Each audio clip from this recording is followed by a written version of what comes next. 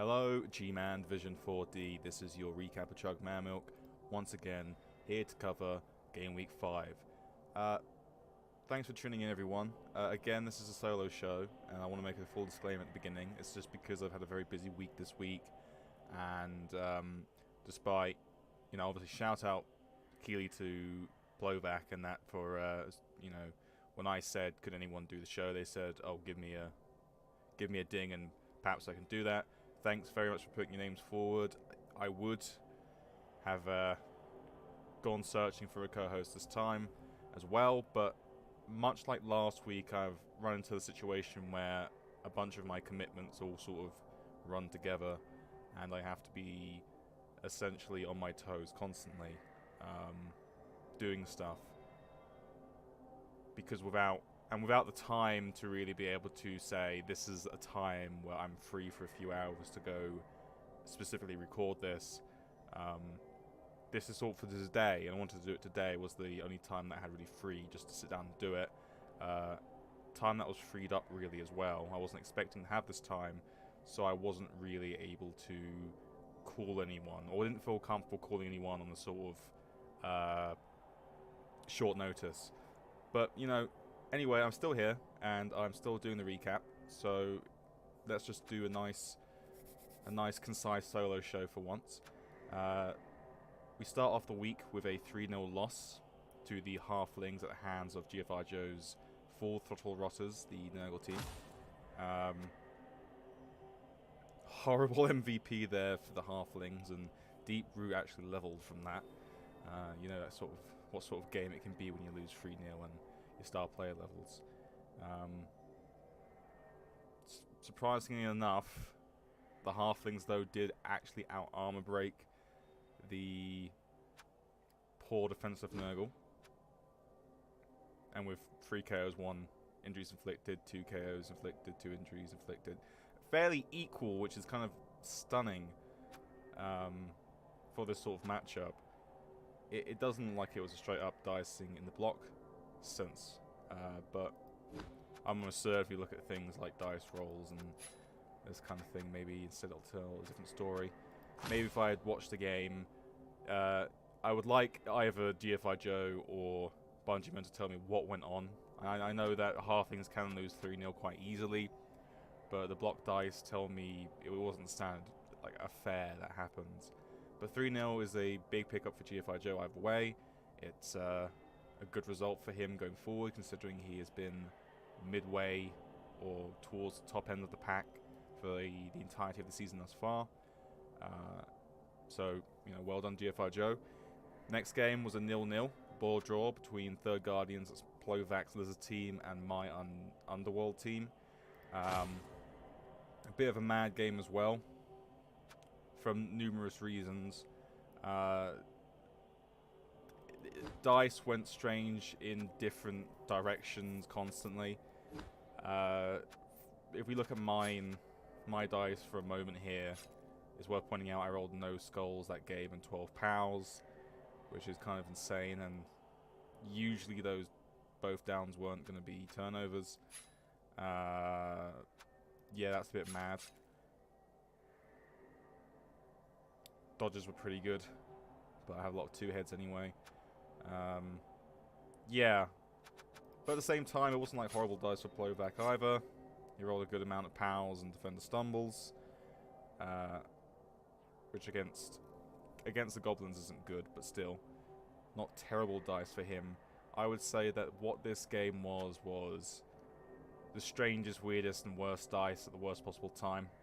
For me, a lot of things succeeded in my half, but at the same time, the first 3 or 4 turns were receiving a lot of armor breaks and then having half the team stunned, failing, and then an animosity roll at the end, double failing it, double one-ing it, so I couldn't even pass for potentially the touchdown. But I got very lucky on a few dodges and a few sort of results throughout the entire half, so I can't complain. And then things didn't go my way at all in the second half, but a 2+2+2+2+, 1 die POW into off the pitch into a 1-9 fail for the Skinks to pick up secured that 0-0. It shouldn't have been a 0-0 sort of draw, but that's Blood Bowl. Insane game. Best of luck to Plovak in the next game week. I'll take that draw any day of the week. I'll take that draw any day of the week. I guess Nuffle's been smiling on me ever since that strange game against the Khemri in the first week. This next game, which is the Pro Elves versus our high-flying High Elf team in Gunside's Sunbaked Seaguard, hasn't been played yet. I think they'll be played later on today. We'll cover this in the next show. Hopefully, we will give you the result on that and what level ups came from that game as well. But for now, we're going to have to ignore you guys. Very sorry. Next game was a 1-0 victory for Helgen's Nurgle versus Wraithguard's Dark Elf team. Not a crazy result because Elves can always struggle against Nurgle, and considering the amount of games that the Nurgle have played in comparison, it can be a matchup that the Nurgle actually have kind of an advantage over. 17 arm breaks is definitely telling. 5 KOs and 2 injuries could be worse, but let's see the actual KO. Wake up after KO. Yeah, 50-50. About expected, I would say, unless a babe was bought. But, you know, still always hard for Elves to do that against a team which is just so primely set up to defend against Elves. Well done to Helgen, though. That's a win on his record, and Helgen's been struggling for quite a bit this season, so he'll be happy with that. Not entirely unexpected of the game either. We next have an exciting 2-2 draw between Legion and Death Metal, which is the Necromantic coached by Crepsulum, and Isarian's Skaven and the Rapscallywags.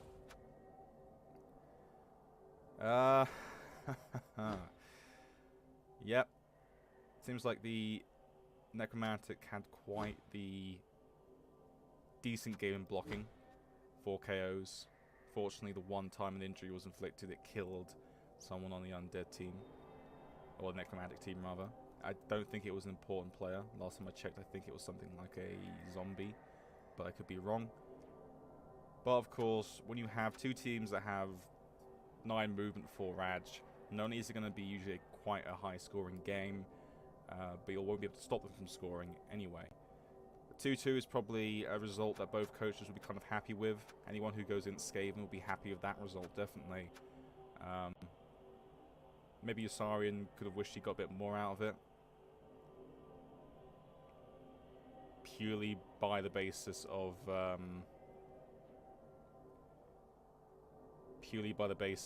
he is still the slightly more agile team. But, you know, it happens. 2-2, I'm sure, is a very respectable scoreline for both of them. Both of them should be happy about that. The next scoreline, another 1-1, was a Necro versus Norse matchup. The Norse team taking quite a beating in the last 2 game weeks. And Mattia as well, similarly with his Necro, losing their star player at the beginning of the season. This isn't an entirely unexpected result. Mattia, who's been kind of weathering the storm and trying to rebuild the season, will be quite happy with this, I would assume. But maybe he's fuming mad, depending. If the game was sort of lost in the last minute and he could have won. But I'll make the guess and the suggestion that both coaches won't be too sorry to see this one end in the 1-1. I definitely think Mattia was more the underdog in this game because of the fact that he has a team that doesn't really look at this point like a Season 2 Necro team. There is a certain amount of rebuilding from T-Cold, but without any sort of serious deaths and injuries, it looks like. I'm sure T-Cold would be happy to get out of that game in one piece.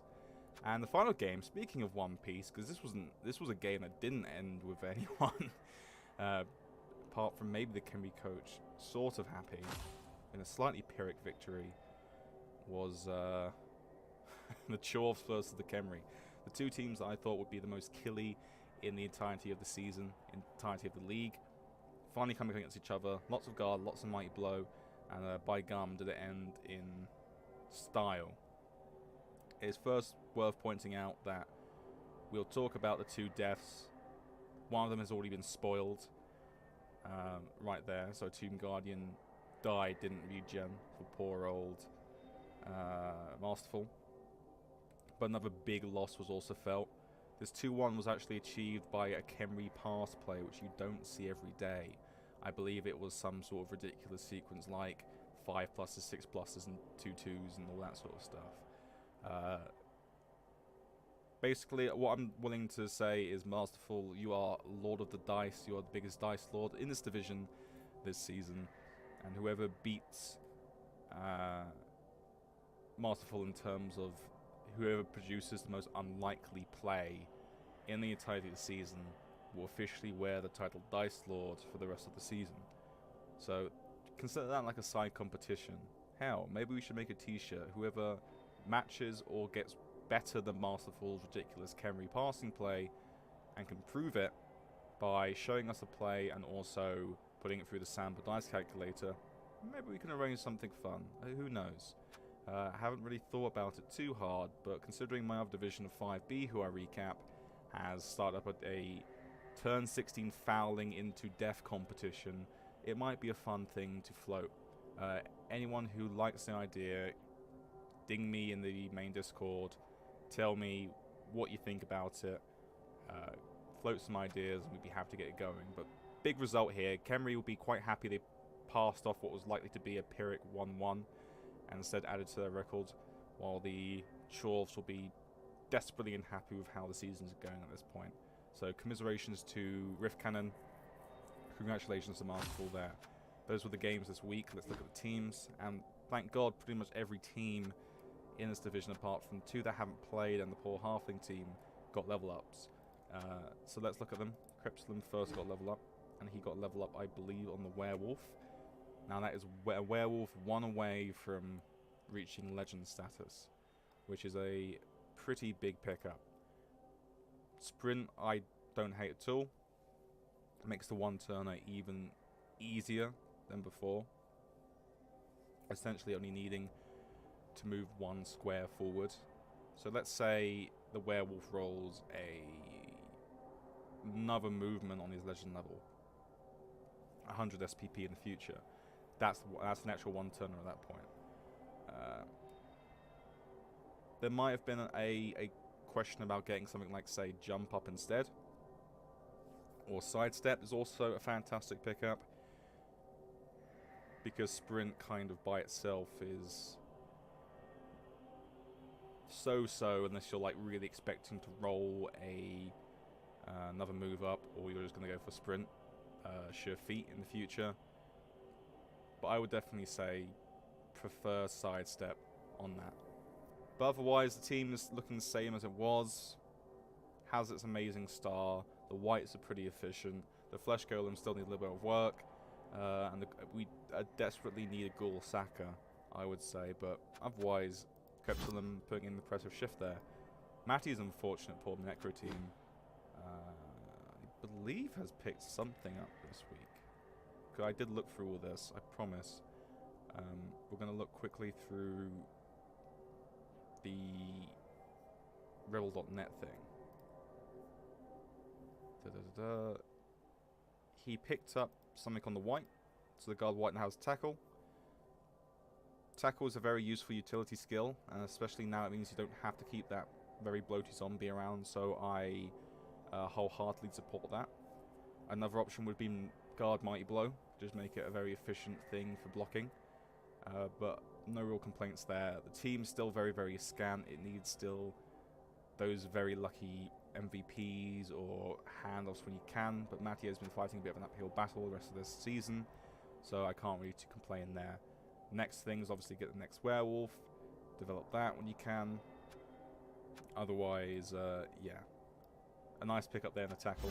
Hopefully it already pays out the next game week. We'll see what his matchup is. Now, poor old Rift Cannon. poor Rift Cannon. So Rift Cannon obviously last week already took a armor bust in his star centaur, which is unfortunate. But the biggest news is that there's a very killer-shaped hole in his team, because Sparks, the ridiculous killer that had Piling On, Claw, Mighty Blow, Pro, I can't remember the other one, maybe Jump Up, but it was a ridiculous killer piece, and now it's gone completely. It got killed, deadened to dead by the Khemri this season. I can't remember if the bounty board bountied Sparks in the end, but that would have been like a major payout last season. So congratulations to Masterful there for ridding the league rather, of a horrible Claw Mighty Blow piece. Now, of course, he has some removal capacity still. He still has Dirty Player. He still has 3 Mighty Blow, and he has a Claw piece in the making in Close But Never So. So it's not the worst thing in the world, but the raw killing power that he once had has now been replaced by an efficient killing power, shall we say. Rift Cannon won't have really... He won't struggle for the rest of the season. It's not like this has like ruined his season, because while Claw Mighty Blow piling on Pro, all that is fantastic as a piece to have, I still think the biggest thing that a Chaos Dwarf team can have is efficiency. He still has that, and he still has a Claw piece that goes into Mighty Blow piling on and making. So not the worst thing in the world, but definitely he'll be very upset that that player died. Bit of a atrocious season for the poor old Chorms there. Masterful similarly had suffered a boo-boo there by losing a guard, Tomb Guardian that leveled in the next match. I believe the only thing he lost otherwise was his Skellington. So just a Skellington dying is not a bad thing for him at all. This team, I think, picked up something. Hold on. Let's look at his team on the REBBL.net thing, which is such a helpful thing for us who never did anything. Oh, it's also worth mentioning the Ball Centaur in Rift Cannon's team, because he also got level up that I just completely ignored. Got guard, which is, you know, cool pickup. Like it. Very good pickup. So yeah, well done to Rift Cannon. Maybe that will slightly dampen the blow of losing your killer dwarf. But in terms of Blood and Sand, actually no, he didn't get any level ups at all. He just got level up on the dead Tomb Guardian. Oh well, we looked at your team still Masterful because you had dead Tomb Guardian. Sorry about that, mate. That's a severe blow, considering how many Tomb Guardians Masterful has gone through in OI and also in the league right now. But speaking of someone who's been having a bit of a tough time recently, we go on to T-Cold's team. He picked up 2 level ups in his game, which, you know, not a bad thing for a team that has sort of lost 1 or 2 really, really fundamental players. Both of his runners leveled up last game. One's Blodge, both are Blodge now. One is just Blodge normal, one is the guard, adjunct Blodge piece. Frankly, this is really good for him. These are good pickups. It makes him harder to knock down unless the team has tackle. He's already braved his Chorf game, so he won't find too many teams that have like a lot of tackle. This team would be way, way better still if he hadn't lost those pretty developed pieces, because now there are gaps in his team, very obvious gaps. But the Elf one are getting block and then guard, you know, it'll come eventually, and the Berserker at 3 ads shouldn't be too hard to level up. He just needs to focus on handing off to that. If that's my advice to UT Cold, hand off to the Berserker when you can, even though it's tempting just to score on the runner with Adjup or the linesman of Adjup, because they are obviously the easiest pieces to get the ball to and to run up the field with, despite any sort of opposition. But, you know, credit is due where credit is due. The Norse team still have 13 players. Although he's had to replace some staff and lost some players here and there, it's still looking relatively healthy. So I have high hopes for T-Cold in the next half of the season. Yusarian's team also picked up level ups. I believe it picked up 1. Oh my god, he picked up another Strength 5 Gutter Runner, which is kind of like cheating. But then again, Yusarian has constantly had to rebuild, so I'm sure he won't be too upset with that. And we wouldn't begrudge him at all. Also, having certain stat freak annoying players. We thought about, I suggested Yusarian fire this piece, but now at this point, ASAP Rocket now has a complete sort of lease on life. I might consider flying the Rat Ogre because now he's 5 movement, but then again, Yusarian doesn't mind having move-busted players because they always seem to perform. But after that draw, Yusarian once again still putting a very solid performance. His rebuilding season has gone pretty well. Once he gets a Mighty Blow from Martial Splatters, he'll be a very, very happy camper. Helgen seems to have a level up that he hasn't taken because he still hasn't decided what he's going to do with this Pestigore. He's been asking the chat, and I say Helgen, as my personal view, would be give him sure hands. Personally, there is a sort of a very appealing thing about turning him into a sacker, but the problem for me on that matter is I prefer wrestle tackle rather than merely block tackle. But you could also give him Mighty Blow and just turn him into a more reliable Mighty Blow, because you will need 2 killer Pestigores, in my opinion. You could just turn him into another Mighty Blow piece. It's really up to you. I would definitely consider now focusing on your 3rd Pestigore, give him wrestle, then to tackle. That would be my personal advice, but you need a ball carrier either way. So if you're not going to turn into a Mighty Blow piece, ball carrier, I would say, is probably my pick. But he also now has a Mighty Blow Claw block Nurgle Warrior, which is very scary. His damage output has just gotten really, really terrifying over the last few games. Helgen's team will be a force to be reckoned with, and I'm so glad that I played him when he was at probably his weakest this season. We won't be covering Gunnerside because Gunnerside hasn't played, unfortunately. Now, my team has got pickups. Just 2. We now have Horns on the main killer, the Piling on Claw guy. This is a great pickup for me. I'm not going to have to... I don't need to tell you why. It just makes blitzing a lot better, a lot easier. But we also got Horns on this 2-heads Goblin for 1 dies in the cages, so it'll force a lot of people to respect the 1 dies and respect what the Underworld can do. Because even if things look bleak, unless they have like a Blodge Ball Carrier flanked by loads and loads of guard, there's not very little they can do to stop me getting that like desperation play in. The halflings haven't picked up anything, unfortunately. Plovak has picked up something on Asaurus. I believe he picked up an extra bit of block, but I'm not sure. No, he picked up an extra bit of guard. E was the one that leveled this game. He got guards. Finally, so now this is looking like a very efficient... there's a team that's going to be even better at bashing. Not too much, it's not too crazy, there's not too many stat freaks. He has a fantastic skink in that one, and that skink is pretty decent-ish. It's strength up, obviously, but the move down and no other doubles mean it's still kind of a victim. Otherwise, the team is becoming more and more solid, there's not much you can say. Lizards are kind of just workhorses, and they don't really jump out at you unless they become real stat-freak teams, which you can't really expect. The Pro Elves also haven't played it, as I said, so we won't be covering them. Wraithguard did get some level ups, or got at least 1 level up.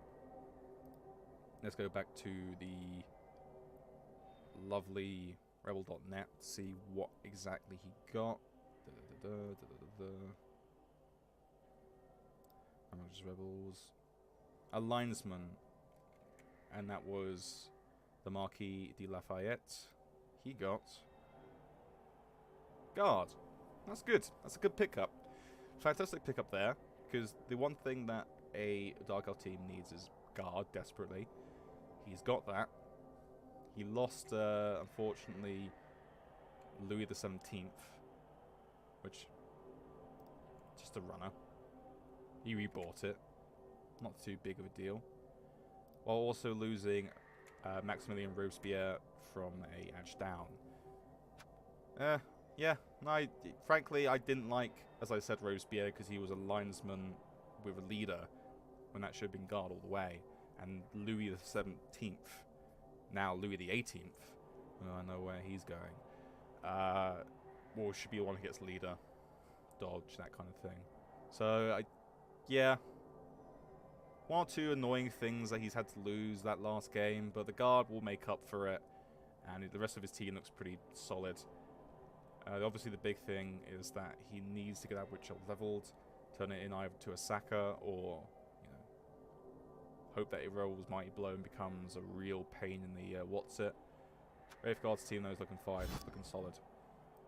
And GFI Joe has also picked up stuff, I believe. Yeah. So now GFI Joe also has Mighty Blow Claw. Not as scary as a Mighty Blow Claw piece of block or piling on, but still, it means that he has a real mobile damage output now. He's once again lost GFI Joe and had to replace him, very unfortunately. He can't stop having his namesake killed in his team. Yeah, but apart from that Nurgle Warrior, everything is looking quite juicy. The Beast of Nurgle... he's a long way from Stand Firm, but hopefully you can pick Stand Firm up on him. But it's starting to look a lot more like Helgen's team in terms of becoming quite impressive.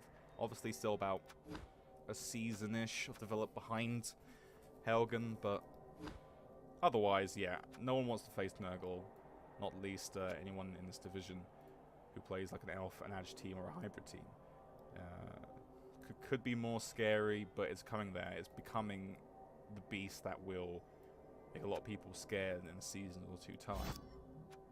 But with that, we now end the team recap, and we'll go on quickly to looking at the standings, because I've been holding back on looking at the standings for quite some time now, because I don't think you can glean anything from looking at the standings until about the 5th game week, when it's all been played. And even with the one game outstanding, it doesn't really change much about the leaderboard. So we're going to look at them right now, and with this simple transition, here we go. The leaderboards are now looking like this, with Gunnerside at the top of the leaderboard, and even if he loses this game week against Wheelie, he still occupies top spot. If he wins, he goes 5 points clear, which is a massive achievement. Unbeaten, 4 games on the spin, fantastic record. Not the only team to be unbeaten this season.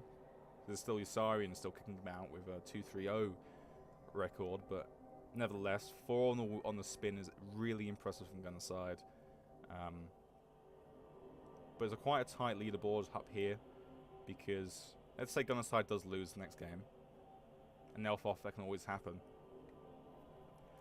If he doesn't then win the next game, he's always at the threat of either of losing his space to Plovak or GFI Joe if they win. Usarian can also probably take that away from him. Let's say GFI Joe and more Plovak draw or whatever, and let's say in a world where Usarian maybe isn't playing GFI Joe or Plovak, I haven't checked quite yet what that result could be. But if Usarian doesn't play these two and then wins and Gunnerside loses the next game week as well, then he will take over on touchdown difference. Same thing could potentially happen with Masterful, but that requires quite nothing insane, but it would require Gunnerside losing significantly by a bunch of touchdowns as well, while the Khemri would have to win by quite a few. And then obviously, the middle of the pack, Rift Cannon, Krepslim, and me, are really in there of a shout for, if not getting there for a playoff position, if they put in some more consistent and winning performances. Definitely the 2 spots for the Challenger Cup, the new playoffs, so to speak, are very much open to us. And even down here, like Wraithguard, Helgen, Mattia, they very much have a chance. T-Cold isn't 100% out of it. Wheelie and Bungie, I can't tell about Wheelie because Wheelie hasn't played his game yet.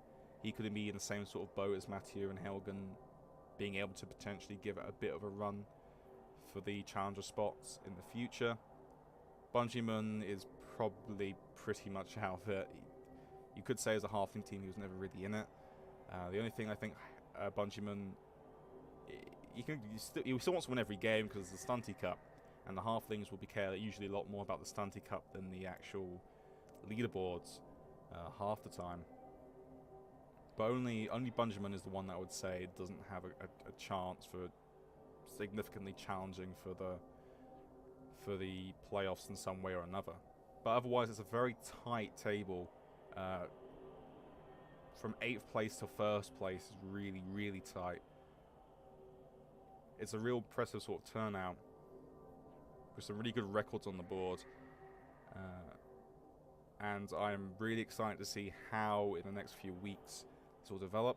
We will start to look at the leaderboards every single week from here on in, even if it's just sort of a cursory glance over them. Because I think now is the time that we can start observing significant changes each week and making our calls on how we think the rest of the season could go. And that'll be a lot more fun when I can start bringing people in again once my schedule kind of quietens down a bit. But speaking of the next game week, we will now be going into our predictions. First game for game week 6 will be me versus GFI Joe. Well, obviously I can't say I'm going to win because that's a bit of favoritism and bias there. But I would say that I managed to beat Helgen, who was a significantly more developed Nurgle team there. I probably have more in terms of damage output-ish, I would say. Just by a smidgen. He does outguard me, outstrength me, but I can work my way around that with tactically placed guard, with Troll, with the Horns Blitzer. So this could be a very close and interesting game between me and GFI Joe. I don't know GFI Joe's coaching ability as well, so I can't really make an accurate placement of myself relative to him.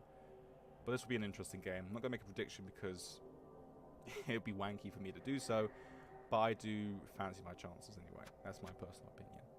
Next game we have the Sunbaked Seaguard versus the Halflings.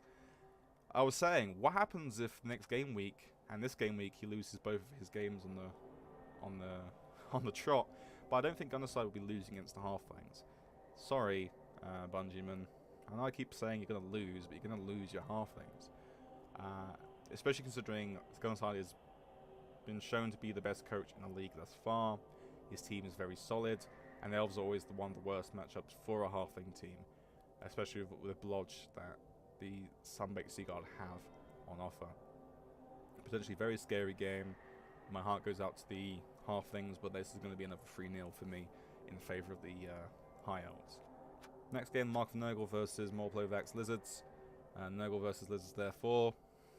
Hard one. I believe the Mark of Nurgle have more guard, but they're outstrengthed by the Third Guardians. However, the Pestigors also give them a nice 4 strength blitzing option. Personally, because this is a claw matchup versus the Lizards, I'm going to say that this could very much have the potential to be a 1-0 for the Mark of Nurgle. Potentially a 2-1. It's going to be a close game either way, but I definitely think that the removal potential that the Mark of Nurgle have will do a real big number on the Lizardman team. My team, who got out-blocked and kind of out-damaged to an extent, still managed to take off Croxagors and Sauruses off the pitch in our game when we played this week, Lizards versus Underworld. But with more 8 armor and more 9 armor, I don't think the Lizards have as much of a good time as they did against mine in terms of armor breaks. So I would say Helgen 1-0, potentially 2-1. Next game, Yusari and Skaven versus the Pro Elves. Now I'm starting to think that the Skaven are quite bloaty, as opposed to the Elven Union. The Elven Union, we have to see what happens after the next game week. This is the unfortunate part about having a game not yet be played. Good news for the Pro Elves, they got a tackle piece. Good news about the Pro Elves, they'll probably almost certainly get a wizard out of this.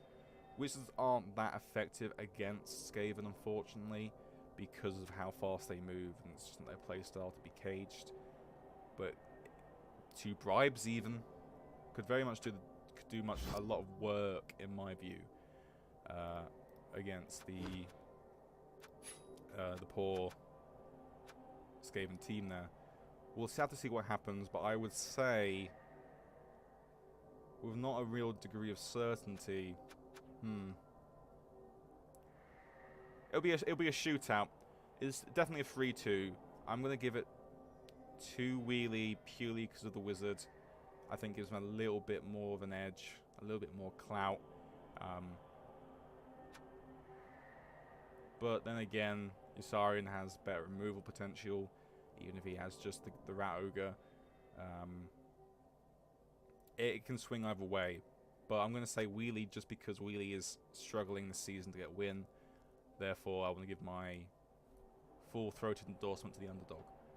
Next game, we have the Samaji Severa, the T-Cold's Norse team versus Rambunctious Rebels, Wraithguard's Dark Elf team. Dark Elves will be getting things like Wizards. They'll get inducements. I'm not sure exactly what it looks like right now in terms of what it shakes out to. This could be a Wizard, and not knowing the exact... Whoops, this is my team. Not knowing the exact way that it shakes out, I think that you could probably get Hugh as Rakarth as well. Or Horkon Heartripper if he wants to run 2 Assassins, which might be fun. Against 7 armor, could work. Multi-block, could take 2 people off the pitch in literally the first blocks. But you can definitely get a Wizard now, which definitely kind of swings things. It means that the blodge pieces on that team for T-Cold aren't as safe as they could be. Always the Attrition Fireball. Rakarth, I think, would be a great pickup as well if he wants to go that route. Hard to say. At the same time, I think the removal potential of T-Cold is fantastic. And with all that edge on his team, it's not like a normal Norse team who would struggle against an Elf team to score, to get shut out or anything like that. So in my view, I think that this could very much be a 2-1 victory to the Norse team. Mainly because he has a few things to offset the disadvantages that Norse usually have. And also he has like a lot of removal potential. I think the elves kind of like scream because of that. Next game, Khemri versus the Necromantic. That's a hard call.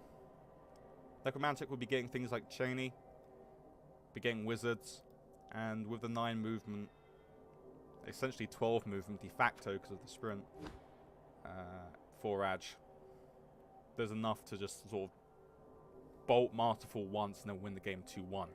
I never fancied Khemri too much, to be fair, in any matchup. But in all honesty, I do kind of think that maybe because of that Wizard that the Necromantic will have, I'm going to say Necromantic wins 2-1 and definitely score a touchdown on the defensive because of a Wizard. That's just going to be my suggestion. Sorry to bet against you, Masterful. Is what it is. I never bet on Khemri when they have to face a Wizard. But next up, therefore, is for the last game, the Chorfs versus the other Necro team, slightly more beaten up Necro team. And even though the Chorfs have lost their star killer and all that, the thing is that the Chorf team is still a million miles better than Mattia's team. That is obviously because Mattia has just taken unfortunate casualties this season. Both with almost no guard whatsoever for Mattia, with the Flesh Golems having no sort of protection on them, and still with like 3 Mighty Blow and 1 Claw, even if there's no Mighty Blow on the Chorf team, in addition to plenty of guard. I just think it's just enough to kind of take the win here for the Chorf team. So I think this could very much be like a 1-0 or a 2-0, 2-1 in my most generous sort of world. Definitely I would say Chorfs win this. So just a quick rundown. Can't tell this game. High Elves, Nurgle, Pro Elves, Norse, Necromantic, Chorfs. Those are my predictions for the game week. And with that, that's the end of the recap. Once again, thanks for tuning in. Hopefully next week it means I'll be a little less swamped, a little less constantly sort of on my tiptoes. I'll do the roll call thing next week again like I did this week and see who's around. I know Plovac wants to. I know Riff Cannon has said he wants to. So I appreciate everyone's enthusiasm. Thanks for that, guys. But now, hopefully, this will be sort of the next game week will be the one where I can actually sort of sit down and start doing the co-casting thing again. But until then, it's been me, Chug, signing off for another recap. Good luck, everyone, in Game Week 6. I hope you get all of your level ups that you want, all of the good fortune, you roll no skulls like I did, and have generally a good time. Until then, have a good game.